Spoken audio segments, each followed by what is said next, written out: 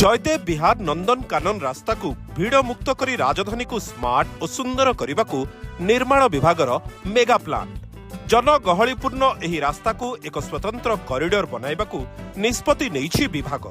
एने आज लोकप्रिय मुख्यमंत्री मोहन चरण माझी कर कमल एही प्रकल्पर भित्ति प्रस्तर स्थापन होइछि। 952 कोटी टंका व्यय एही स्वतंत्र प्रकल्प कार्यक्षम हबो। एथिरे जयदेव विहार कलिंग हॉस्पिटल छक डमणा छक एवं किट छकरे 4टी फ्लाईओवर निर्माण कराजिबो। जयदेव विहार छकरे 4 लेन विशिष्ट केबल स्टे ब्रिज करबाकू योजना रहिछि।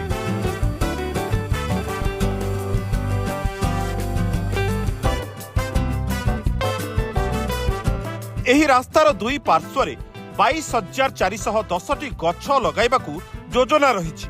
ट्विन सिटी भितरे एही रोड एक आधुनिक भित्ति भूमि भावे परिगणित हेबा सह राजधानी भुवनेश्वर को एक नुआ परिचय प्रदान करिबो।